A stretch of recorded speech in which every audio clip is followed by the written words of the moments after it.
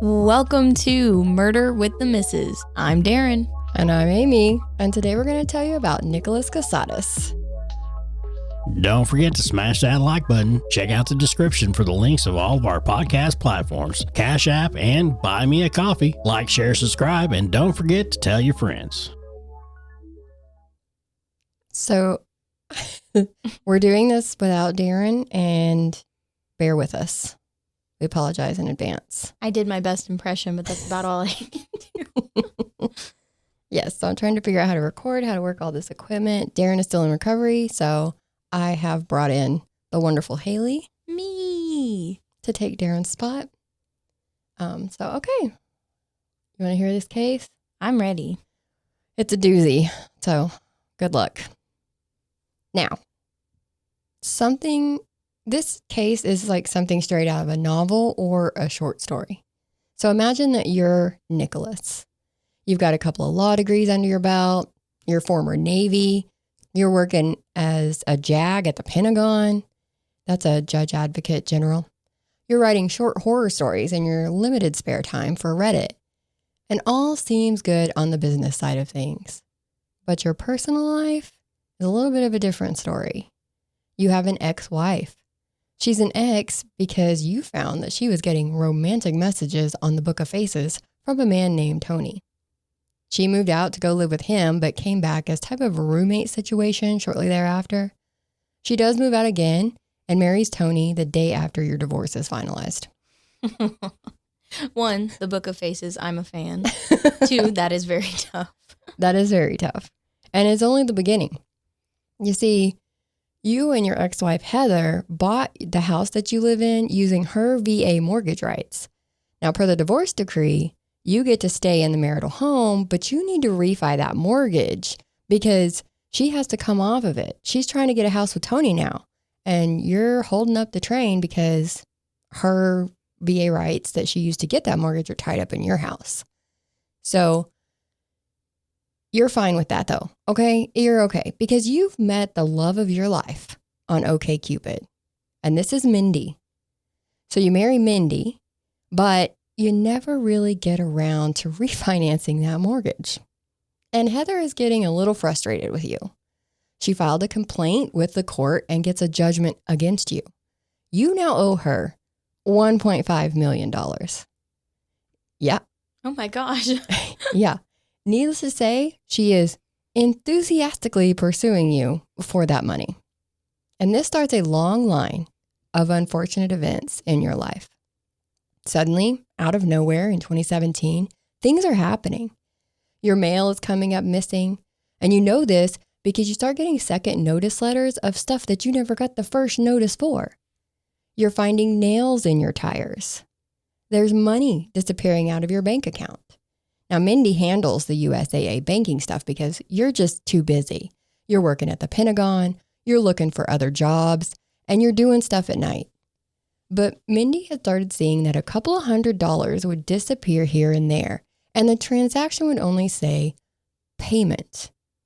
Suspicious, right? Mm-hmm. So you're getting anonymous emails too, that your life is in danger and things of that nature.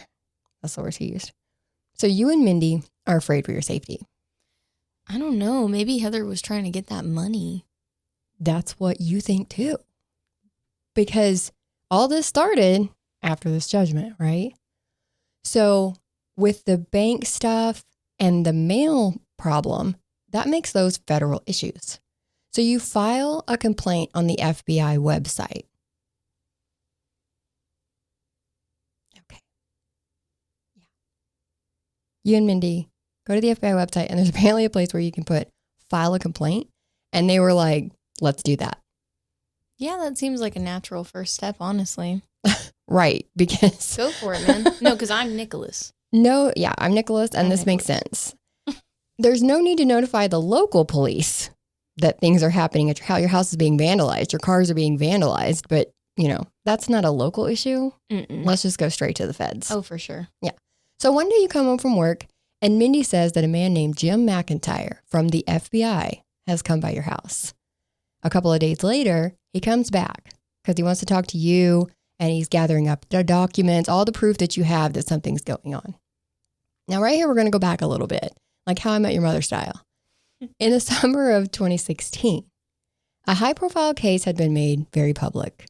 One Marine had sent another Marine some classified information, and that garnered some public, outcry. And it was picked up by the Washington Post in particular. Your name, Nicholas, was on the memo. So now you're publicly known to be involved with this case. The FBI agent, Jim McIntyre, tells you and Mindi that they believe because of that an overseas hacking group was behind all the things that are now going on in your life. But there's no real danger at this time. They're just starting out, right? So it's just death threats. Not a big deal. No big deal. He's still checking in on you, though. He doesn't just leave you high and dry to wait it out and see what happens. And he even connects you with a software company. So you leave your old job at the Pentagon in February of 2018, and you start working for this software company. It's a work from home job, but you have to work 12 to 15 hours a day, which ends up being a good thing because you and Mindi were in a car accident and Mindi was hurt pretty bad. So you're having to help take care of her. Okay. A lot of information. Yeah. So he was a lawyer for the Pentagon. Right. But left to go work at a software company. Right. Natural progression, right? Oh, right. He had a lot of different skills, apparently. So he was good at software stuff too. Cracking code. I don't know what he was doing. He said he really didn't do much at the software company, though. He said he wrote memos and sent memos, and he helped go through data software. Like, that's pretty much it. He was pretty much just clicky all day, making himself look busy. Right. For 12 to 15 hours. Anyways. And then he said that this company had changed names several times in the years that he worked there, and it ended up being known as Apis Limited. Now, I feel it's also important to mention here that you're Nicholas, when you get this FBI handler, it comes with some perks, apparently, because Jim McIntyre has now showed you trust documents saying that you have $34 million in a trust somewhere, but you can't really touch it. He also shows you proof that there was a $1.5 million wire transfer made to Heather. So you don't hear any more about that either. You're like, sweet, taken care of. Check that off the list. And that's how they rolled out Heather as the culprit and moved it to it being this hacking group. And they also looked into other people because you're going to see that there was other people after him at this time. But we'll talk about that a little later. Around Memorial Day of 2018, Jim McIntyre tells you that arrests are being made in your case. So you and Mindi need to leave your house for the weekend for safety. You know that this is just for safety reasons. But even after this, things escalated. And also, since your bank account was hacked, you're having to be paid in stock options and stuff. Yeah. You don't really have access to money, and you weren't getting a weekly paycheck. Mindi's not able to work. She's scared to death. She's hurt from the car accident, and she won't leave the house. So all this money is being funded by Jim McIntyre. He's providing all this for you. But in late 2019, the two of you go to a rental property west of Charlottesville, Virginia, because you're thinking of moving to that area because it's more rural and you want a rural area. But a couple of days after you get there, Jim McIntyre says he's got you a long-term rental somewhere else, and you need to pack up 2 weeks worth of stuff and leave that house for safety reasons now too. Why would you need a long-term rental just to see if a place is worth moving to? Right. It sounds like they packed up a lot of their stuff too. Right. Because of Jim. Right. He's like, just pack up 2 weeks worth of stuff. Well, why do you have 2 weeks worth of stuff with you? I like that he says it so nonchalantly. Just grab 2 weeks worth of stuff. That's a pretty legit number. And come down to here. He's like, it's going to be about 2 weeks. Yeah. Then you should be good. Okay. Now, they just go there for a couple of days, but then Jim tells them that they're no longer safe there either and they have to move to a different house. What is happening? You're going to see a few discrepancies along the way, though. Remember that this is Nicholas's version. Mm-hmm. Now, when you get to that rental, this is why it's not safe. Because when you get to that rental, that long term that Jim has gotten for you, it could have been that night, or maybe it was the next night. Can't really remember. but you were attacked in that rental. You were hit with a bat or a board or something from behind, and they even kicked you in the face. Right. Jim McIntyre has to take you to a clinic the next day to get checked out, and you file a police report. You didn't see the attacker, but you think it was your dad. Right. Ex-police chief Wayne.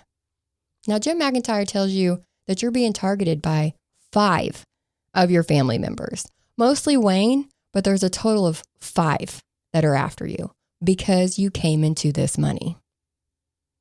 They're just coming at him from everywhere. From my trust. Yes, from that trust that just randomly popped up with $34 million in it. Of course. But then he tells you that Wayne is not your real dad. You were taken as a child. Your mom lives in California and your bio dad lives in UK. So either way, these are not your parents. You've been lied to your entire life. And now they're trying to get your money. I don't know the reason why he was taken. That never came out. But this is the story he's being told. But either way, the location that you're in was compromised, right? So I tell you that he has to move again. And they move again. And they moved often. 15 to 20 times in just 6 months. They moved over 50 times in the next few years. Jim McIntyre would set them up with an Airbnb and sometimes only give them an hour's notice that they had to leave to go to another place. They provided you with these 2 plastic totes and you use them you use them so much that they wear out. So when they wear out, they just replace them and give you 2 new totes. I don't know why it's always 2. I know, yeah. Anyways, and they all communicate with each other. Like Mindi, Nicholas, Mindy's family, like they obviously don't talk to his family, but all the family members and everybody can only talk to you using either the Signal app or Proton email so that it's encrypted. Now, starting in February of 2020, Mindi was getting sick a lot. So you start keeping a spreadsheet of her symptoms because when Jim McIntyre would take her to see a doctor or to the hospital, they wouldn't be able to find anything wrong with her. Okay.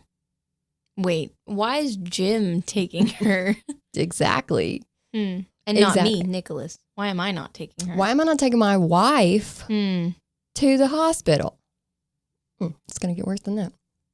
Safety reasons, of course. Jim would tell them he didn't want them both in the same place at the same time or their names popping up in databases, things like that.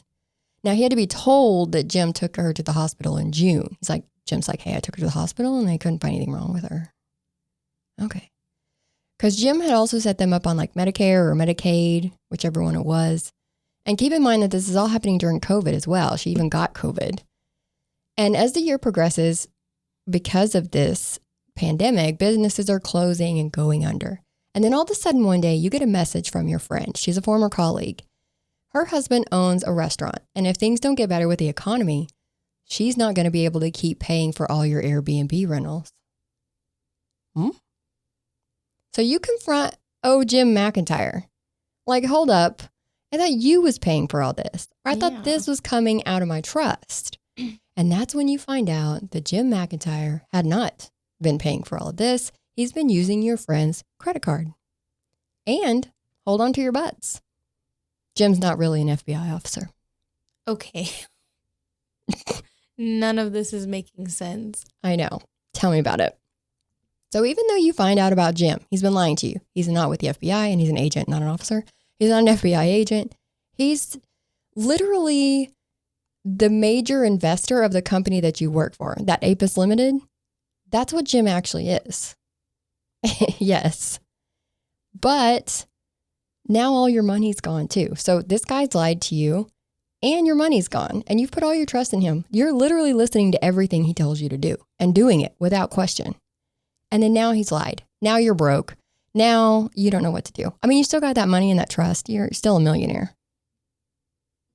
So everything should be good, right? I don't know. I know. So you move in with Mindy's brother, Frank the Fourth. He's a cop. Yay. Your in-laws have to move in too. So Mindy's parents also move into Frank the Fourth's house. You're there for about 16 months. And it's a pretty sweet setup. Remember that you're working 12 to 15 hours a day. You have basically no money. So they provide a roof over your head, food for you, food for your dog because you have a lab mix named Rusty you got when you were in Paris, I believe, or Italy. And they even take Rusty to the vet and pay for that if Rusty needs to go to the doctor. So, yeah, sweet setup. And then Mindi tells you she's pregnant. She's due in January 8th, actually, of 2023, and it's going to be a girl. So, things are starting to look up, right? So, I think right now we'll pause to hear from today's sponsor before we get into the rest of the case. Let me see if I can figure this out. Is your washer and dryer pushing your buttons instead of the other way around? Make a clean getaway before you spin out of control. For sheets and giggles, go ahead and call My Laundry Solutions today at 800-535-4411 if you live in an apartment. We know you're pressed for time, so you can also tumble on over to mylaundrysolutions.com, which is available 24/7. They are a wonderful company to do business with. No credit check, free installations, all for about $1 a day. That's sensational. Give them a call. You won't be disappointed. If I took a shot every time you made a joke A in that pun. ad, sheets and giggles? Yes. Tumble on over. You see how often she listens to us? I'm retiring after this one. I lost her. Dang it. Yeah, go check them out. So, Mindi is pregnant, right? But that still doesn't stop Frank IV from evicting you from his house in June of 2022. You, Mindi, Rusty the dog, and Mindi's parents have to move to an Airbnb in Savannah, Georgia. How are they even paying for that? Well, it seems that Sony Pictures has bought one of your short horror fiction stories that you write and like put on Reddit and stuff. Hmm. And after paying manager fees and what is it called? Lawyer fees and stuff like that, you end up with like $300,000. So you're sitting pretty right now. Jim McIntyre okayed that to go into a bank account that he thought was safe enough. So you actually have access to it. But Mindi is having a rough pregnancy. So you have to help her get in and out of bed. You're taking her blood pressure every night. She's not having an easy go of it. And this brings us to Thanksgiving weekend of 2022. Mindi's parents go out of town to visit someone else. They leave on Wednesday, November 23rd, and get back on Sunday, the 27th. But while they were gone that weekend, you leave your sick, you leave your sick, 8-month pregnant wife home alone, and you go out to look for apartments because you can't stay in that Airbnb forever. So Thanksgiving weekend, perfect time for apartment hunting. Right. While out, Mindi messages you saying that she's not feeling well. She's got a ride to come pick her up, and she's going to the birthing center. No need for you to come. This freaking guy. She's fine. She's fine. She's fine. Don't worry about it, Nicholas. Yeah, don't stop what you're doing. Keep looking for apartments. Yeah, you're doing great. Keep up the good work. For several days after this, he gets signal messages from Mindi giving status updates on how she's feeling. You are also told to pick up a couple of days worth of stuff, right? You're Nicholas. You're told to pick up a couple of days worth of stuff, and you believe that also came from Mindi. On Thursday, you get a phone call from the center. Mindi will be ready to be picked up that afternoon. Oh, happy day. You rock up there that evening. Now it's December 1st, and a man meets you outside. Now, you don't remember the name of the clinic or where it was exactly. You remember driving through a neighborhood, and the clinic was in a shopping center kind of situation. The man takes you to an office where you are told that Mindi has passed away. A nurse had helped her to the bathroom, but got called away. And when the nurse came back, she found Mindi deceased. They would be doing an autopsy, so they're going to try to figure this out. And they're going to let you know what they find out. Now, you asked to see Mindi. I need to see her. She's my wife. I want to see her. And they tell you, no, you can't see her right now. So you have to go home and tell her parents what's happened. Now, people ask you what happened after this goes on, because they're like, oh my God, this is sudden. What happened? Yeah. What went down?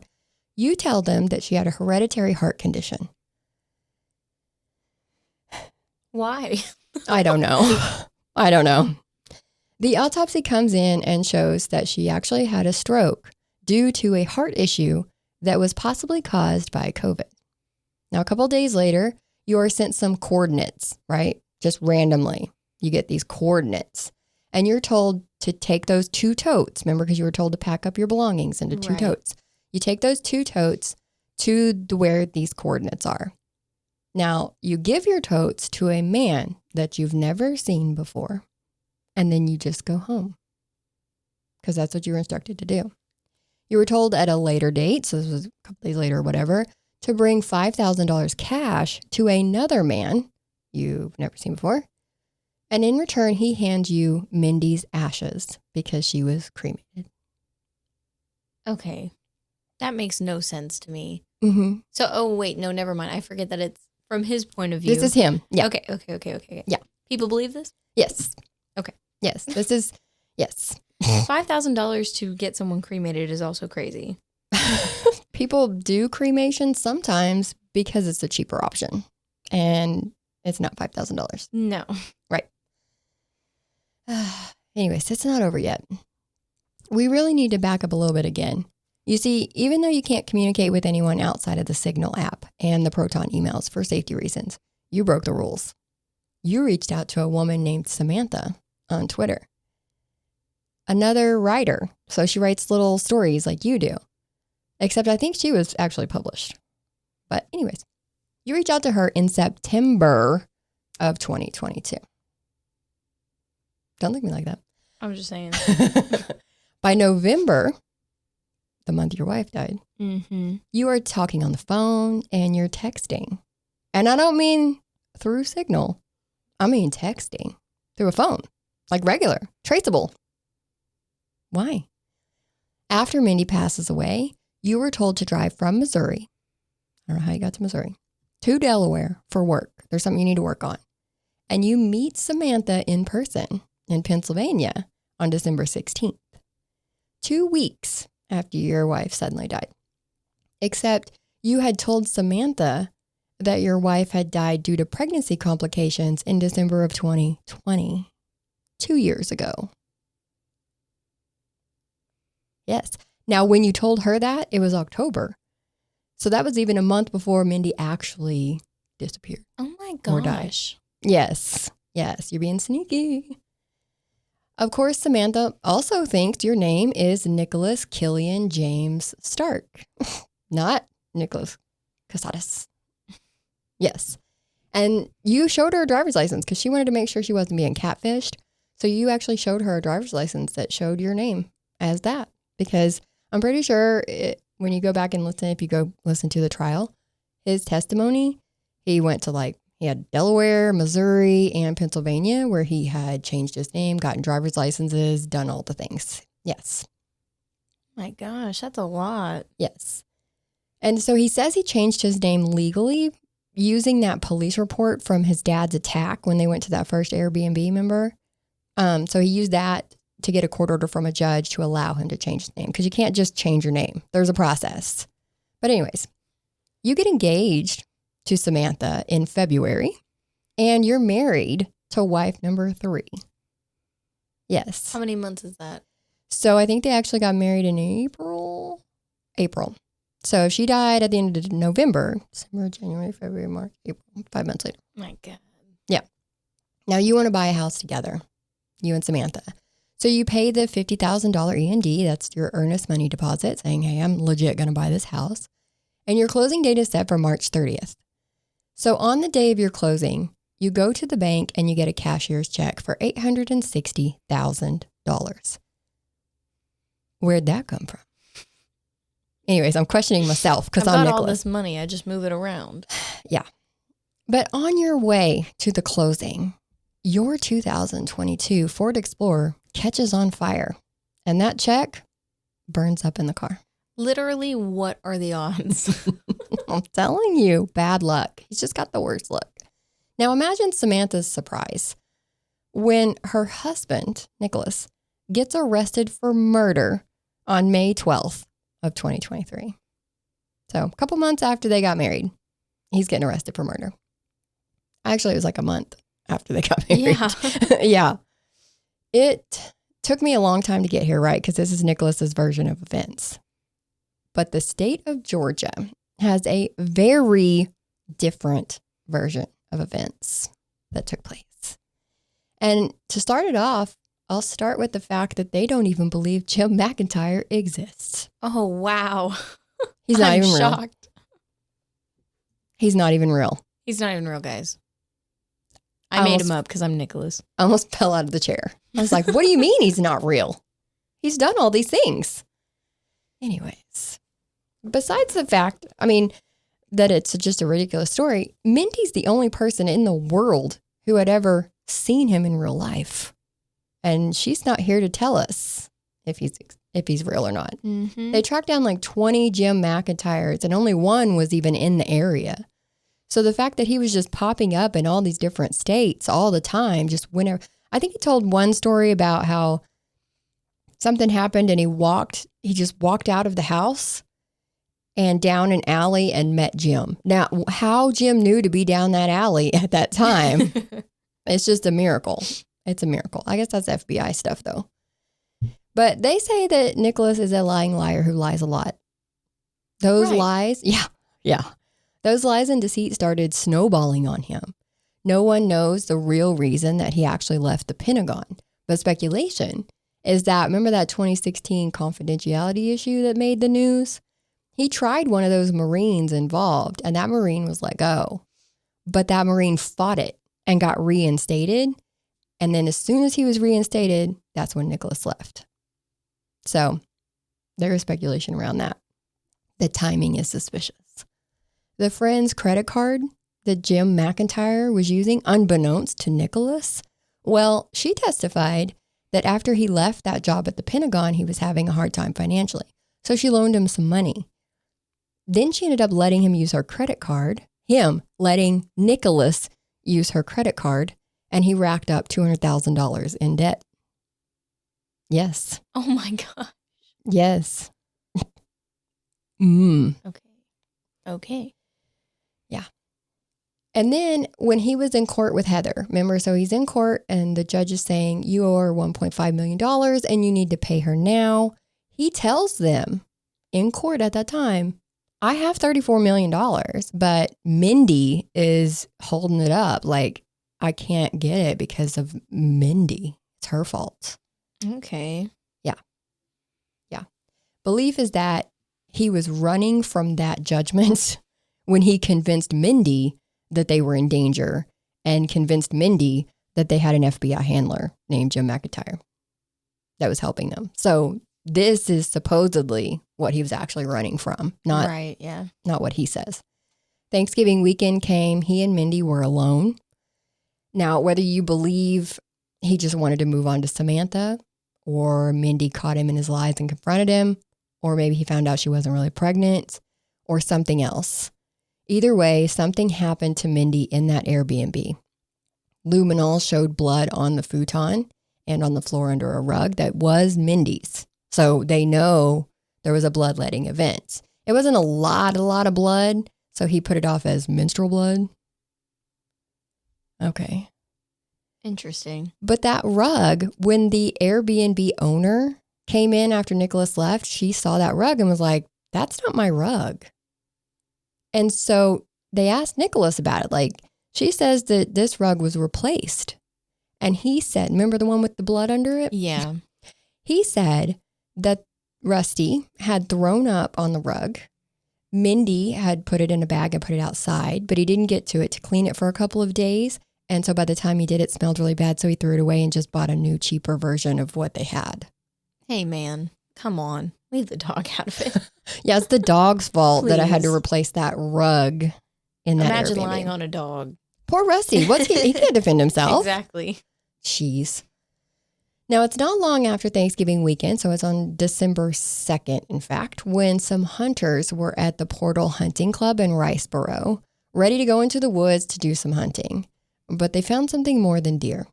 They found a woman's torso. A torso with arms. Within a 3-mile radius, as the police are searching, they find more. On December 3rd, they find a leg. On December 4th, they find another leg. And then on December 7th, they found a head buried. Oh my gosh. Yes. Also in the woods were 2 plastic totes with human blood inside, a lot of cleaning wipes, along with a Milwaukee knife that was wrapped in cleaning wipes. The problem was that they couldn't identify who this was. The dismembered body was too drained of blood, and they couldn't even do a toxicology test on it. They did know that there were 9 lacerations to her head.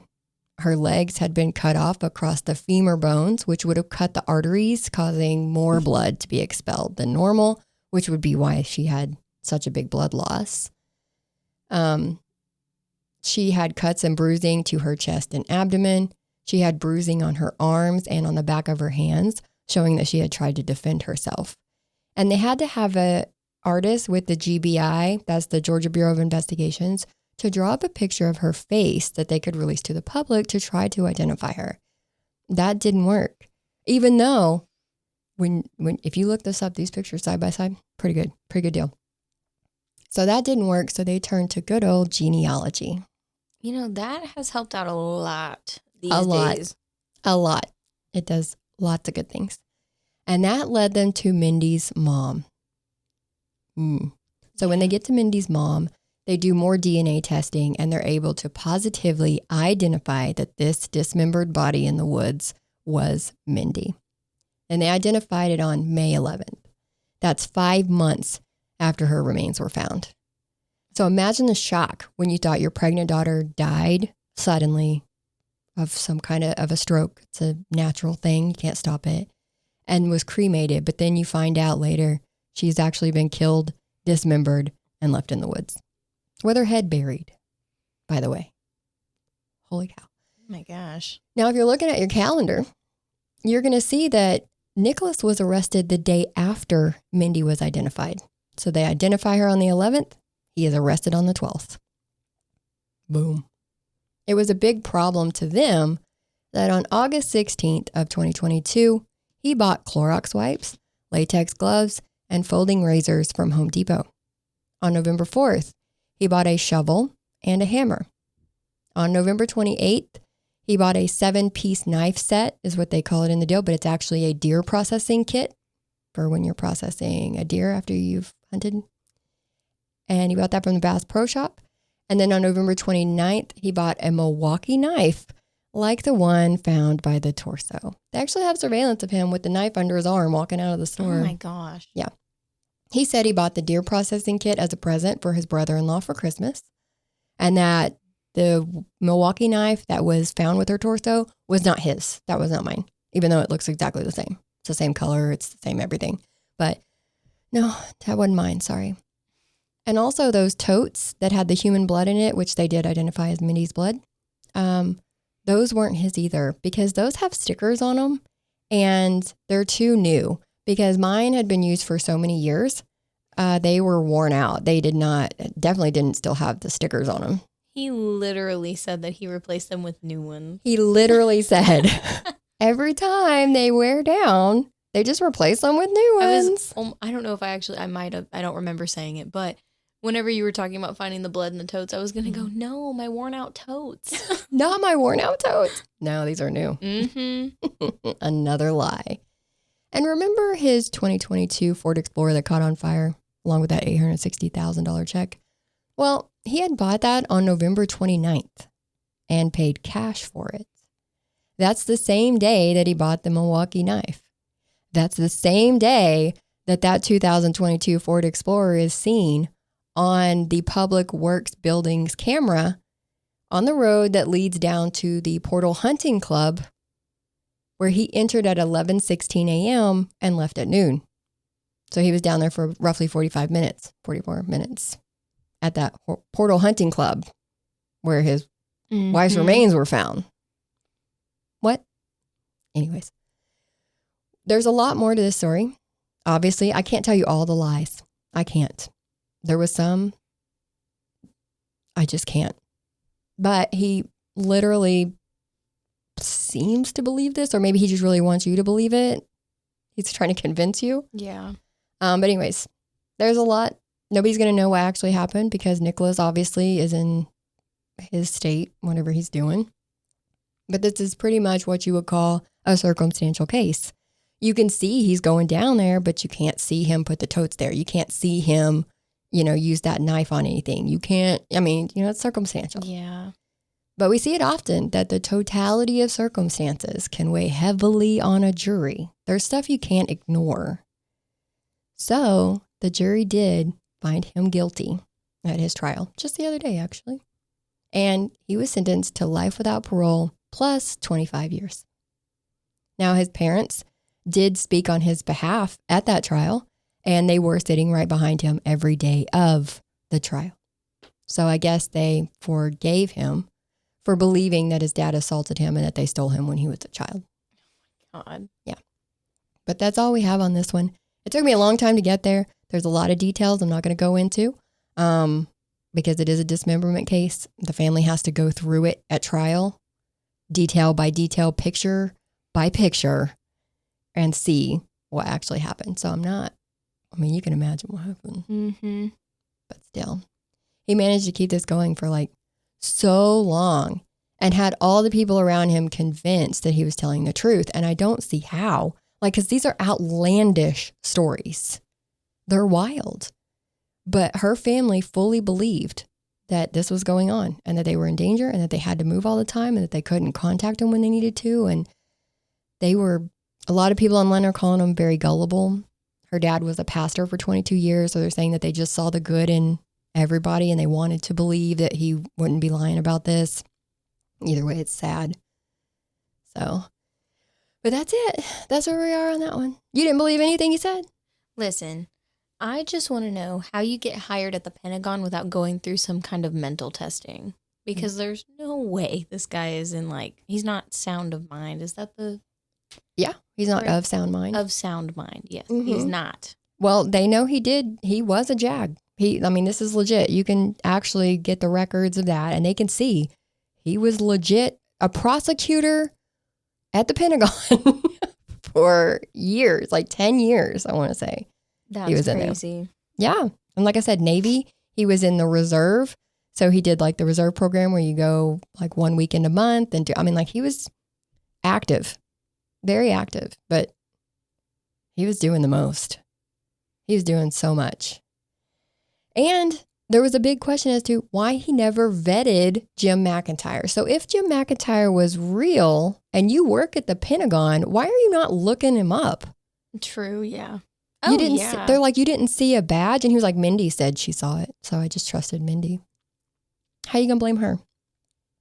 How's she gonna defend herself? That's why he's blaming her. Rusty said that he vetted. Rusty sniffed him and said he smelled like FBI. So he smells like a James. James McIntyre. And it was so funny. Okay, it's not funny. When they were in court and he was on the stand and the prosecutor was cross-examining him, which I love this prosecutor, by the way. She was like, she went through the whole, you didn't vet him. No, you didn't do this. No. Where was I going with that? I don't know. Oh, I hate this brain fog. Yep. I had a good, anyway, she drilled him. We'll just go with that. She asked him, so Jim just showed up. Yeah, he just showed up. You never vetted him. No, I didn't vet him. You didn't question where all this money came from or anything else. No, I believe. He's just handling the finances. He kept saying, I believe this happened. I believe this person did this. I believe that. Okay, liar. Liar pants on fire. Mm-hmm. Anyways, okay. I'm going to have to figure out how to end this. I've been procrastinating because I'm not sure how to stop. Yap City. I know. My bad. But so that's what we have on this one. If you like our content, please make sure to like, share, and subscribe. And don't forget to tell your friends as always. As always. You gotta say like your dad. As always. As always. There you I go. Can't. All right. We'll see you on the next one. Bye. Oh, Bye. wait. I gotta play the outro. Later. There we go. We'll play that while I figure out how to turn this off. There we go.